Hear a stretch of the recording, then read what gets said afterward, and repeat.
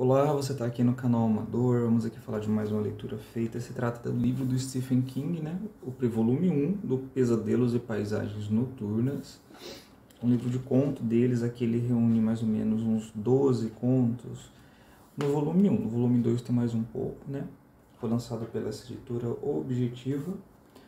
É um livro que saiu ali na década de 90.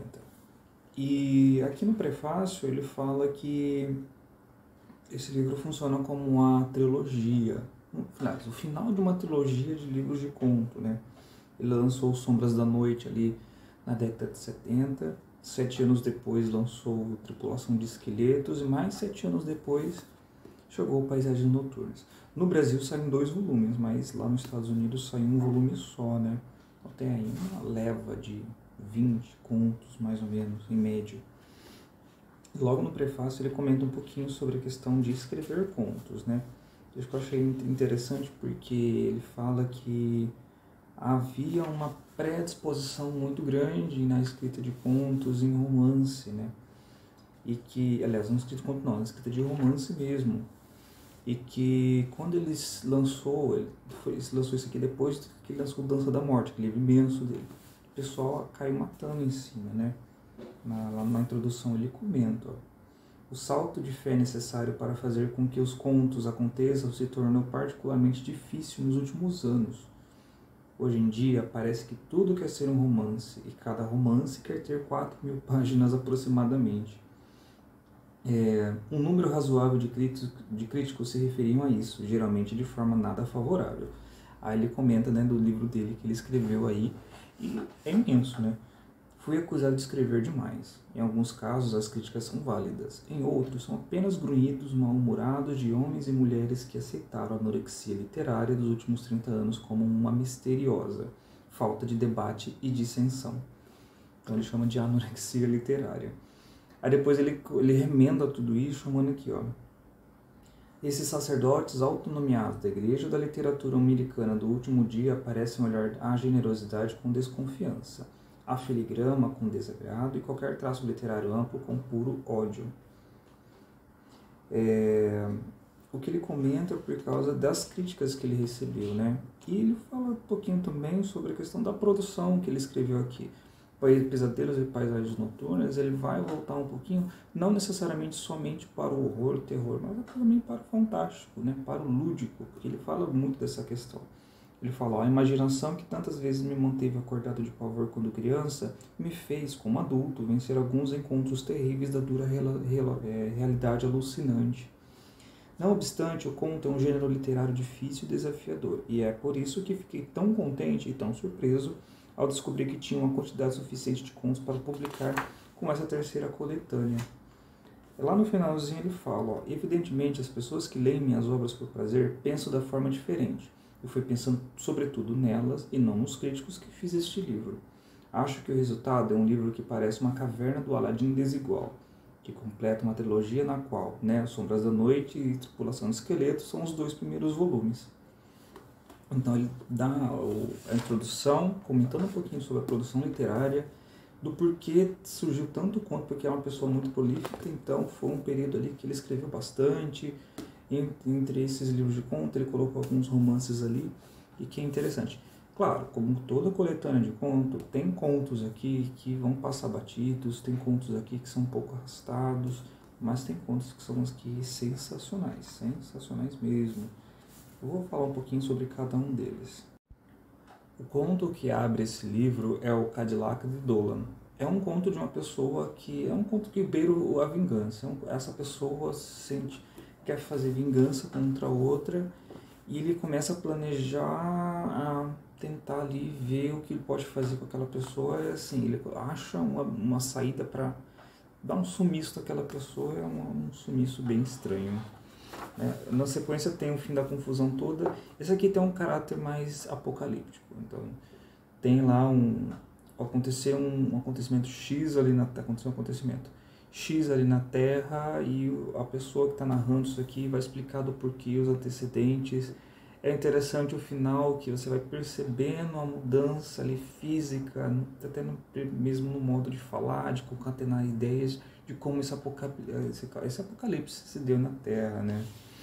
O Cristoforo nas Criancinhas foi o primeiro conto que eu li desse livro, que era um dos mais curtinhos aqui, é sensacional.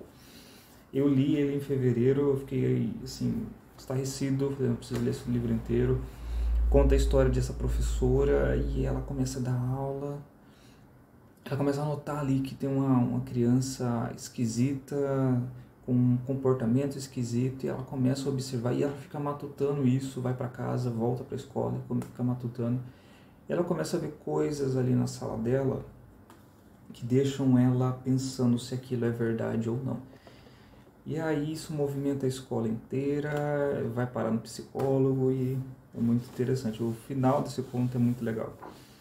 O Piloto da Noite tem um quê de investigação policial, né? Sim, mira a investigação policial junto com o vampiro, porque o que está acontecendo, esse Piloto da Noite é um jornalista que vai coletando ali uns relatos através de um piloto esquisito que vai parando em pontos X ali nos Estados Unidos, e sempre quando esse avião passa, esse piloto passa, sempre acontece uma coisa esquisita e o final ali é medonho.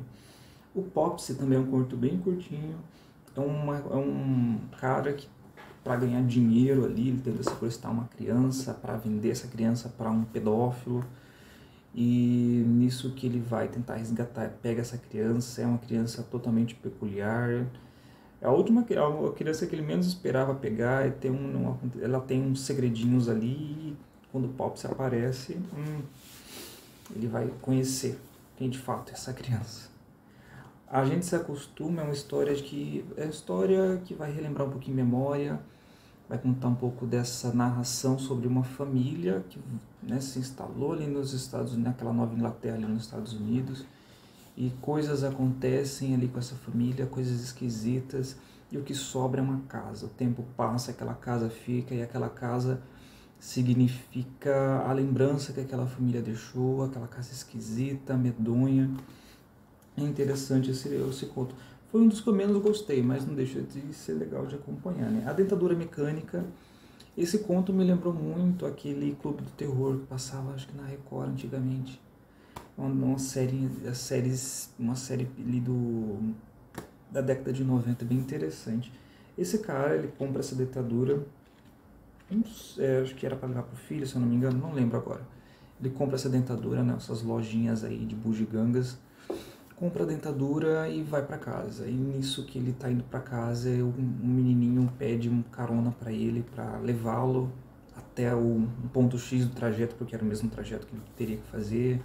Coisas acontecem nessa viagem, e essa dentadura, pelo que ele comprou, não é tão assim normal como a gente espera. Dedicatória é um dos contos também que eu menos gostei, fala um pouquinho sobre memória também. Essa mãe relata a questão do filho dela ter muita coisa a ver com outra pessoa, com um escritor que ela gostava muito, acho que se não me engano foi ela que gostava muito desse escritor e tal. Ela era camareira dele, coisas acontecem, ela descobre algumas coisinhas, tem um pouquinho de bruxaria nessa história também. O Dedo Semovente fala a história desse cara que ele encontra um dedo na pia. Um dedo esquisito que vira e mexe e tá lá na pia. Só ele vê esse dedo, né? Que ele mora com a esposa, e só ele vê esse dedo, e ele fica assim estarrecido por esse dedo, ele não sabe o que vai fazer. Chega um momento que ele vai assim decidir batalhar com esse dedo para ver até onde vai chegar, e o final que também é interessante. Sapatos de Tênis conta a história dessa pessoa que vai trabalhar num prédio, e toda vez que ele vai em determinado banheiro lá do prédio, acho que não me engano do terceiro andar, toda vez que ele vai nesse banheiro, num box lá do banheiro, tem um par de tênis que fica lá imóvel. Tanto que é imóvel que o tênis vai juntando moscas do lado desse tênis. E toda vez que ele vai no banheiro, tem mais moscas ainda do lado desse tênis. Aí depois ele vai ficar sabendo do que é esse tênis, aqui, a história que envolve esse tênis é interessante. Sabe? Aí depois o penúltimo conto é Sabe, eles têm uma orquestra do diabo. Esse aqui da orquestra é um casal que eles estão numa viagem, eles estão indo, eu não me lembro o ponto de chegada, mas aí eles entram numa bifurcação e chegam a uma cidadezinha que não tem no mapa, uma cidadezinha esquisita no máximo. Eles entram nessa cidadezinha, né, como toda história, em vez de dar meia volta, né, Não, eles entram na cidadezinha, vão parar, vão lanchar um lanche esquisito lá nessa cidadezinha e de repente coisas acontecem ali porque as pessoas que moram nessa cidadezinha têm nome de astros do rock estadunidense. E o último conto é o Parto em Casa. É uma história de zumbi. Né? Fala um pouquinho essa mãe que teve essa criança, estava grávida na verdade, né?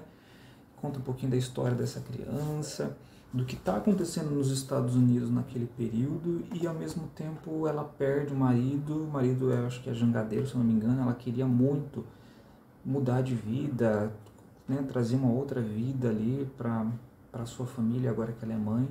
Mas acaba perdendo o marido. Como é uma história de zumbi, a gente já dá para imaginar o que vai acontecer em seguida com essa mãe e essa criança aqui.